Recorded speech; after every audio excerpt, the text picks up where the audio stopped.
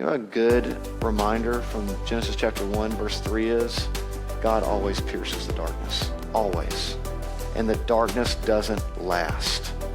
And the high priest, the great high priest who is Jesus Christ, he puts his hands on your life and you take your hands off and you say, my life is surrendered for your purposes. Hey, welcome back to the Downline podcast, where we hope to help Christ followers faithfully walk with Jesus and do that while pouring their lives into others. My name is Jamie Trussell, privileged of serving with Downline Ministries and as the lead pastor of Redeemer Dripping Springs in the Austin area. And one of our Downline staffers at home base in Memphis, Weston Downing, director of our Emerging Leader program, is joining us today. And just for the record, this episode has been forced upon me. I find it to be a giant waste of almost everyone's time, but the roles are going to be reversed. So I'm going to hand the mic off to Weston. But hey, real quickly, I do think it'd be good. We're building towards next year's Emerging Leader class. Emerging Leaders is a really special part of the Downline program where recent college grads move to Memphis to go through the Institute and get more holistic training on making disciples as a lifestyle for a lifetime. Weston directs that program. So if you know of anyone, maybe your own kid or, nephew, niece, or, kids of a friend, anyone in that young adult, recent college graduate age group, and you think they would be dynamic having gotten this downline training, Weston, I know you would love to hear from them. So tell them a little bit about yourself and how somebody could reach you. Yeah, good to be on here, Jamie. Glad this episode was forced upon you just so I could get in front of a microphone. Yeah, they can get in contact with us if they go to downlineministries.com/emerging leaders or just Google Downline Emerging Leaders in Memphis. They can learn more about moving to Memphis, where we place you in housing. You guys do our 6 hours of training a week, help you find a local church in Memphis, and also pair you with an older mentor, believer, discipler, so you can spend 9 months immersed in God's word as we walk alongside you in young adulthood to help you figure out what your own personal ministry looks like. We'd love to do that. So you can go and fill out an interest form on our website so we can answer questions, or just go straight and apply. We'd love to have you. Yeah, well, and years and years ago, my wife moved to Memphis to go through Downline. So if you're single, you too can meet the man of your dreams. Yeah, right? Absolutely. Okay, I'm taking my host hat off and handing it over to you. Well, Jamie, I don't know if you know this or not, but the reason this episode has been forced upon you is because the board has sent me here because they've seen the reviews and they looked at the report from this quarter, and the reviews for the podcast are down. So that's why I'm here to spice it up. And for those of you who don't know what an emerging leaders director is, it's kind of like a youth pastor, but not involved in a church, but a parachurch. So this episode, just to go ahead and put fear into you, is kind of like when the senior pastor's not in town, the pulpit's open, and the youth pastor is preaching that Sunday. You don't know what to do. You don't know if you're not going to show up, leave early, slide out of the back. But I promise you, you're going to want to stay this whole time, because we are going to be learning about the man behind the mic, Jamie Trussell, unpacking his life. So Jamie, I've got, list of questions here from our producer, Lauren Kirkendall. First question for you, Jamie. Shout out to Lauren. She does a great job. Yeah, she does a great job. This first question is really hitting the nail on the head to set the tone for the interview. What's the greatest sin you've ever committed? Probably doing this episode with you. Just out of curiosity, at what grade do y'all start reading in Covington? I don't know. Jeez.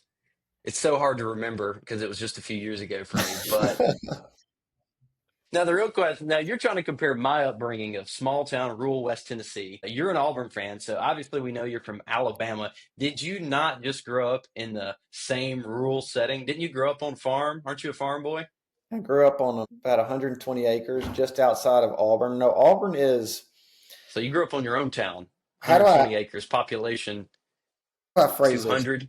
Auburn is a cultural, educational, and aesthetic oasis in what otherwise could be a dry and weary land.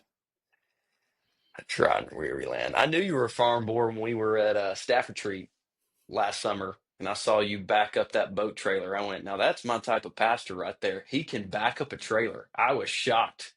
Let me tell you something. There are few people that can back up a trailer with the speed and efficiency as I can. I was impressed.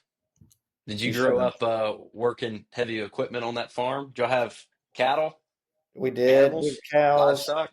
We had cows. I mean, it was a hobby. That's not what my dad did, but yeah, we had cows to keep the grass down. We didn't have heavy equipment. We had two tractors, two big tractors, and like bush hogs and harrows and graders, but nothing, nothing extravagant. And what was the name of the town again? Auburn, Alabama No, was the you town. were in Auburn. Yes. What was the farm on the outside of the city, or is Auburn? How big is Auburn population? I've never been to Auburn. Auburn, well, we're not surprised. Auburn is, when I was growing up in Auburn, it was probably 40,000 people. It's probably 80,000 now. So Uh-huh. it's doubled. I don't know. I could get from my house to Auburn University when I was growing up in about 12 minutes. Now it takes probably twice as long with the infrastructure can't keep up with the growth. But no, our driveway was annexed into the city limits and nothing else was because we don't want to pay property taxes on the whole, 100 and some acres. Uh-huh. And so you were indoctrinated early on as an Auburn fan, growing up going to Auburn football games where y'all have two mascots. You don't really know which one's the main mascot, but you're here for two of them. Yeah, we have one mascot and one battle cry. It makes just as much sense as putting a cowbell on a bulldog. And then I'm a third generation Auburn grad. My dad's not like a diehard Auburn fan or anything, but my mom more so than him. But yeah, third generation Auburn grad. Took field trips to see where Bo Jackson hit his home runs. That was a public school field trip. Yeah, I Hmm. loved it. It was a fantastic place to grow up. So you went to public school all the way through high school? Auburn High Tiger, baby.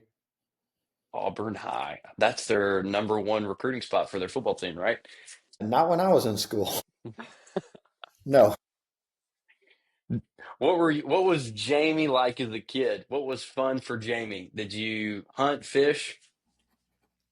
I certainly did. They weren't my first loves, but yeah, I Hmm. certainly did.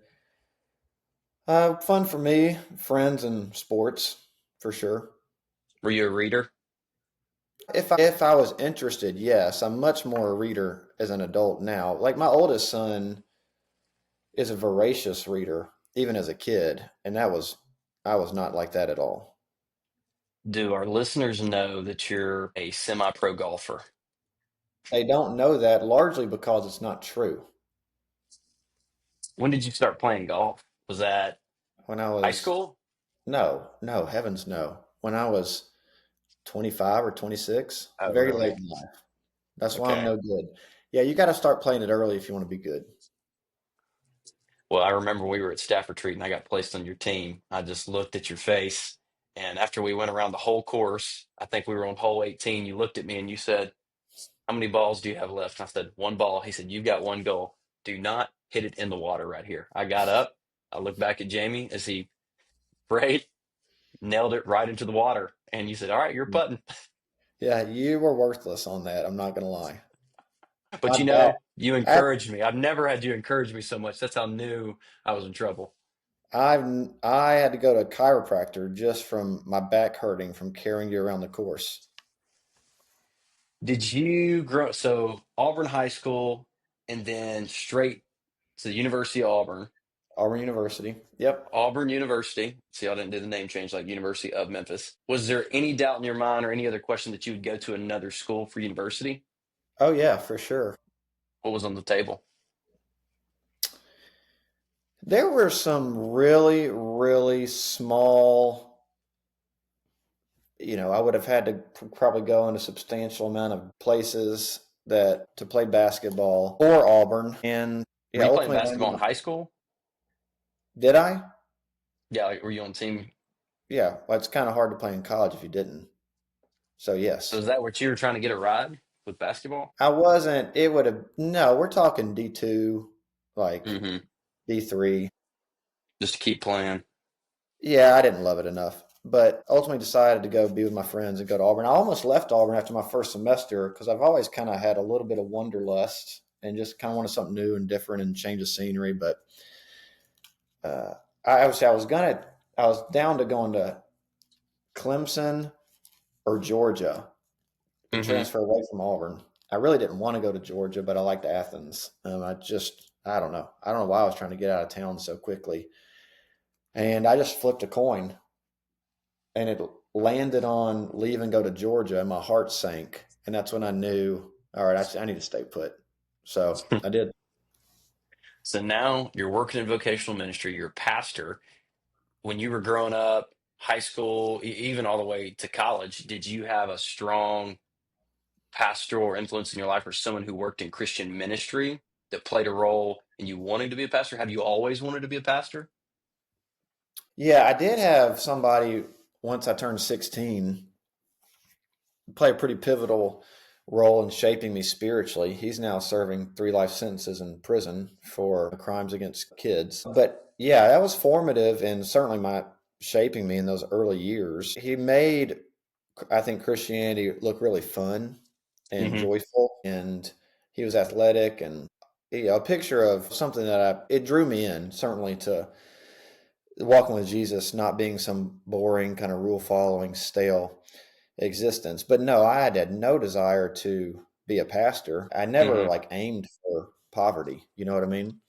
So no, I was gonna either be a professor because I loved English literature or go to law school. Those were kind of two of my initial thoughts, but I took a year off. I was going to go to the University of Florida for my graduate work in English literature, and I deferred a mission for a year to go out to Denton, Texas, to go through a program at the time at Denton Bible Church with a pastor named Tommy Nelson. And I'd never been Have you taught the gotten Tommy on Bible the before. podcast?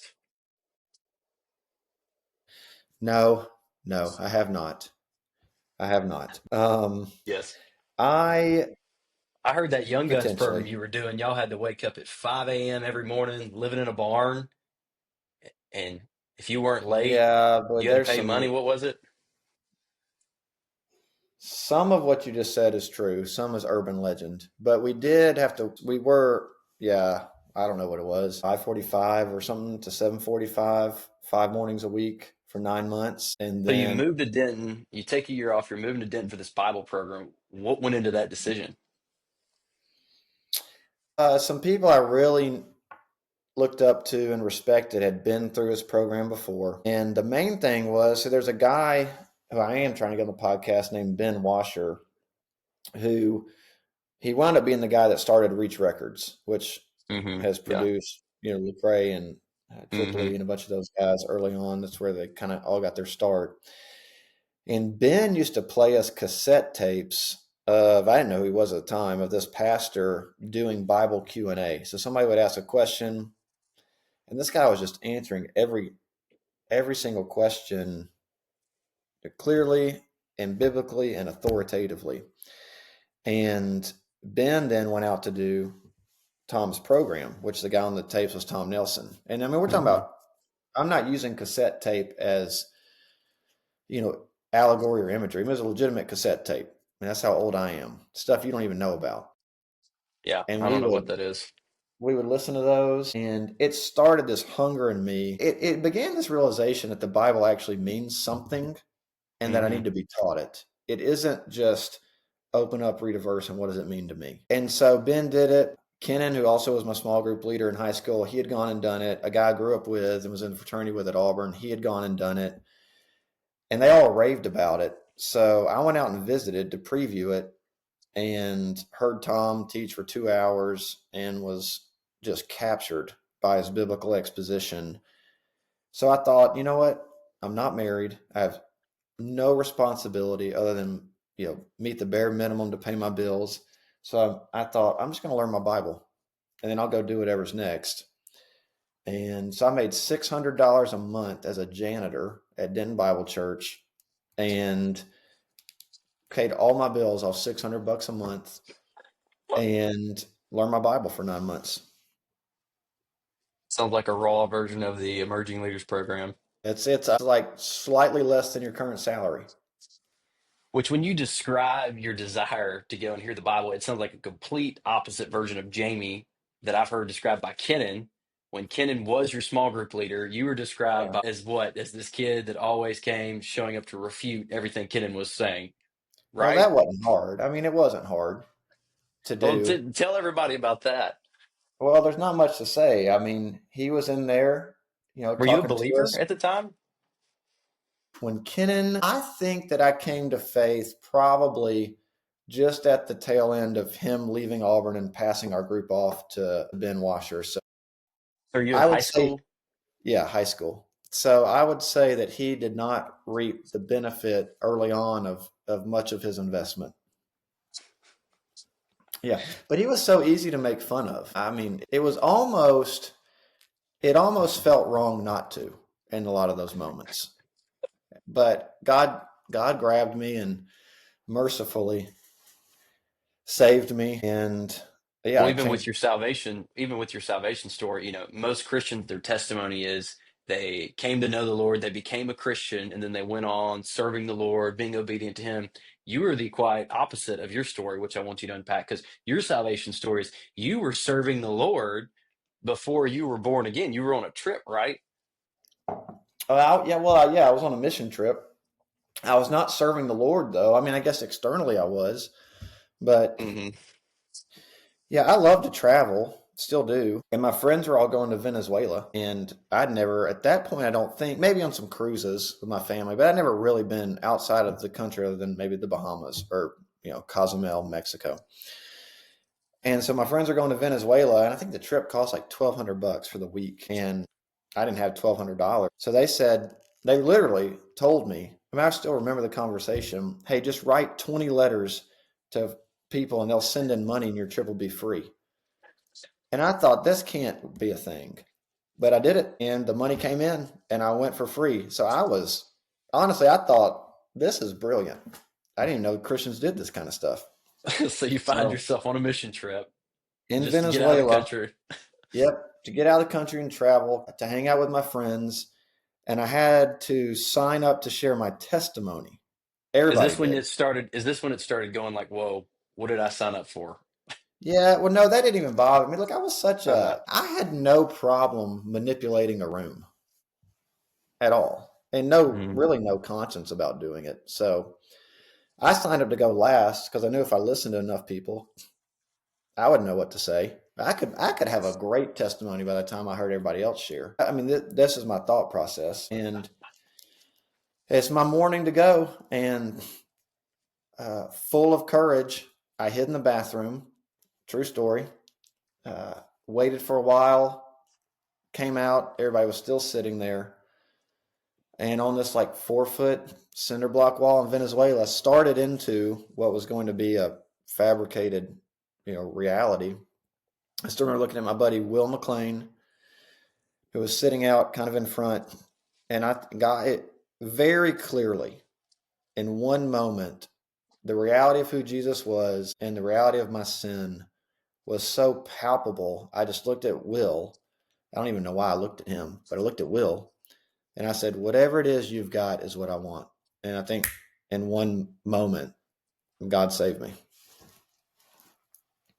It's complete opposite of going into it and where you ended up. No, my word. Yeah. But I think in some ways, I mean, God needed to get me out of where I was, I think, to really clearly see who he was. Hmm.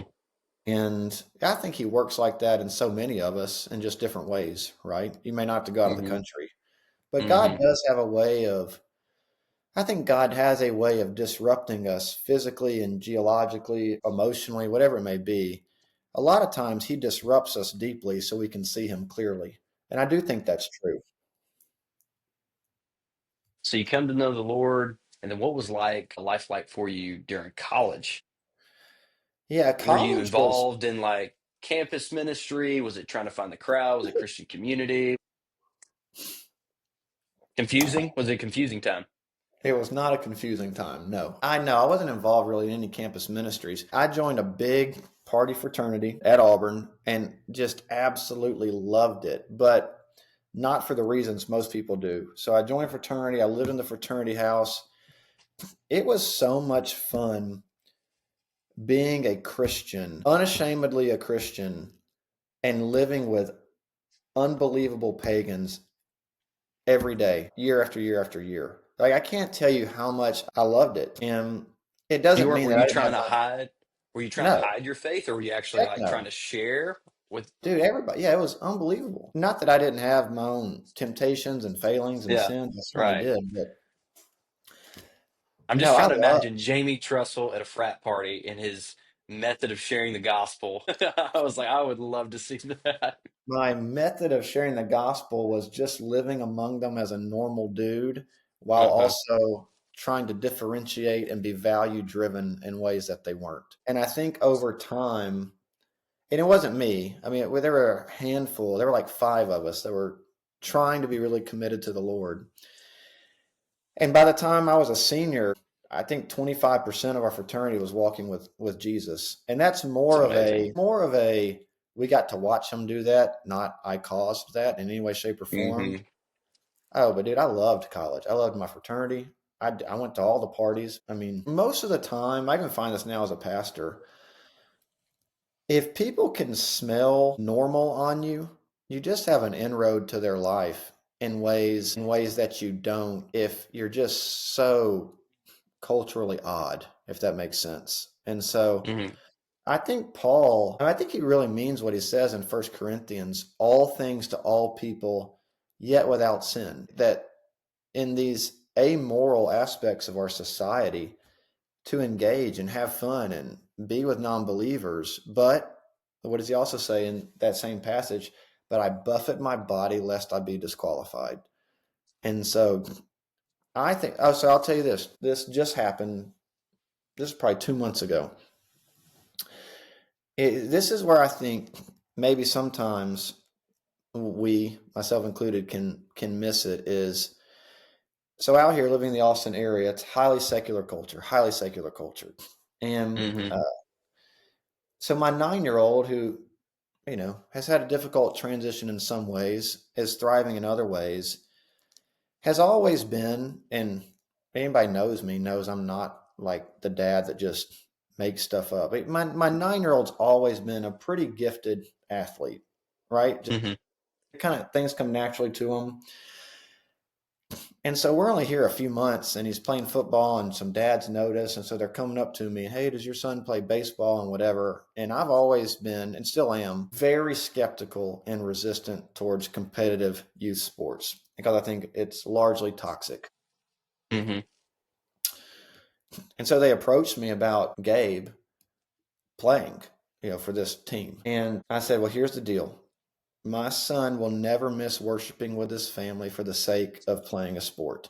And you need to know that right now before this conversation even continues. And here we have these pagan dads, but I've coached their son in football and maybe these Hmm. more secular leaning dads. I've coached their kids in football. They've met our family. We're just kind of normal folk. And when I said that, the response was, we value that y'all value that, and we'll just take them anytime we can get them. And I think there's a reality there that says, even as Christians, if we can just get in and rub shoulders without disqualifying ourselves, our evangelistic outreach is going to go so much further Hmm. than, and I'm not a great evangelist, but Hmm. sometimes the shock and awe transactional evangelism Hmm. is not as effective in some cultures as it is in others. And I think in a more Hmm. secularized culture like Austin, they got to smell you as normal first, Hmm. and then they're wide open to hear kind of what do you value and what's important to you. Yeah. No, that makes a lot of sense. And I guess you learned that firsthand when you were in college in the fraternity. And That's what are yeah. some common mistakes you see pastors make, and what's it look like to not be normal? I don't want to answer that question. I don't know. I Yeah, mean, you I make do. tons of mistakes myself, right? I can be Uh-huh. cynical and prickly and Oh yeah. too sarcastic, and I make plenty of my own mistakes. But yeah, I think that maybe not even just pastors, but Christians in general, I Hmm. think we struggle with Paul's admonition to be in the world, but not of the world, because it's hard. because the Hmm. world can really sweep you in and carry you away. And how do we do that in ways that people are still attracted? I mean, Paul tells Titus to adorn the doctrine of the gospel. Or I think he says adorn the doctrine of God. And that idea of adorn the doctrine it literally is to present it as beautiful. Well, it's hard to present it as beautiful if there's nobody to present it to, Hmm. right? And so I think Hmm. part of presenting the doctrine of God as beautiful to people is, hey, we still have fun. We still play, if our kids are into sports, we still play sports. We still watch the games. We host Super Bowl parties. We do all the fun stuff that you do, Hmm. but there's a freedom of enjoying it Hmm. because it's not ultimate in ways that's just not true of people that don't know Christ. And so I don't know. I think if we try so hard to be outsiders, we wind up only being with ourselves, if that makes Hmm. sense. Absolutely. And I guess it's helpful to know what perspective that most of the world has of Christianity, which is, religion, the book of do's Yeah. and don'ts, primarily don'ts is what they Yeah. say. Yeah. And here comes when Jamie shows up, the pastor. I view him, I think you said this in a sermon one time. Oh, I view him as an alien when he shows up, and I don't know how to act around him. Do I say a cuss word? Yeah. And it's like, man, and then the pastor tells a joke. You're like, oh, pastor Yeah. can joke and be Not a joke with relatable, a and cuss he's word in it, human. though. Yeah. Not a joke with No, a cuss no, word. no. Like just to be fun, to be around. To your point, It'd be fun. and it's like, Yeah. oh, it's like he's a normal Well, human being. my wife's probably the biggest gift to us being normal, I would say, Hmm. more so than me. She definitely is the woo that draws people in Hmm. more than I am. But I think the point you make is a good one. I think in general, there's a perception, and stick with me. I think Christians have a perception of what non-Christians' perception of Christians are. What You're gonna I have to have unpack found, that one for me. well, it means we think that they think about us a certain way.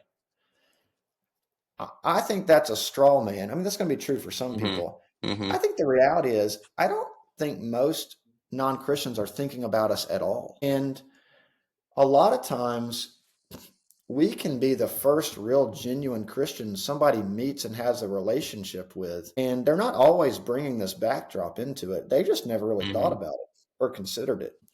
That's And valid. so it's good to keep that in mind too. Is I don't think most of the unbelieving world is getting together and being like, "Oh, can you believe Christians this and Christian that?" I mean, maybe some people are. I Mhm. think largely it's not even a thought.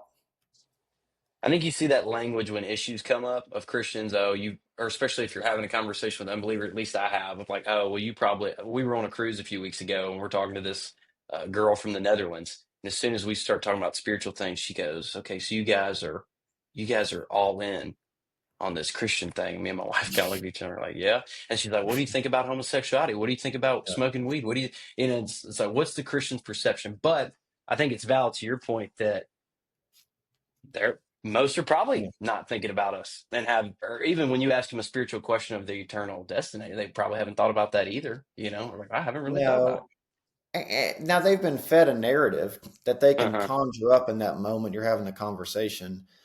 But I love those kind of questions because I never answer them Hmm. until they're willing to engage with my question, which is, hey, I'm happy to talk about that stuff, but none of it matters if Jesus of Nazareth didn't raise from the dead. So let's do that question first. Do you think Hmm. Jesus rose from the dead? And until we answer that, who cares what I think about homosexuality or, legalizing marijuana or whatever it is? None of that ultimately matters unless the historical Jesus walked out of the grave. And they usually haven't taken that step to consider. There are more important questions to ask than that one. Hmm. Yeah, well, that's a good point. Hey, I got a few more questions. I know we're wrapping up our time here. Hurry up. When you were having a desire for vocational ministry, I know calling can sometimes be confusing. I've heard you describe calling in a way that's helpful. What are Mm. some terms you use to describe calling, not as a discover God's mysterious will for your life, whether it's a job, vocational ministry, or moving to a place, but have you broken it down? Yeah, I think calling biblically considered. Well, there is this special category of you're walking through the Midian wilderness and you see a burning bush and it talks to you and then you do what it says, right? That's its own Mm-hmm. special category of calling. So if you ever get that, follow it. That's never happened to me, but heed that. So let's take that and set it to the side like that's not normative. Mm-hmm. Yeah, calling considered, I think, biblically, it really talks about calling in a couple ways. I think biggest picture is God calls us to himself for salvation. And then once redeeming us, he calls us to live a holy life. So when we talk about calling, that's what we're actually called to do, which brings a ton of freedom because I can do Mm-hmm. those things in any job, any vocation, any location. I don't have to discover this like cosmic mystery where if I do the wrong job or live in the wrong city, I'm outside of the will of God.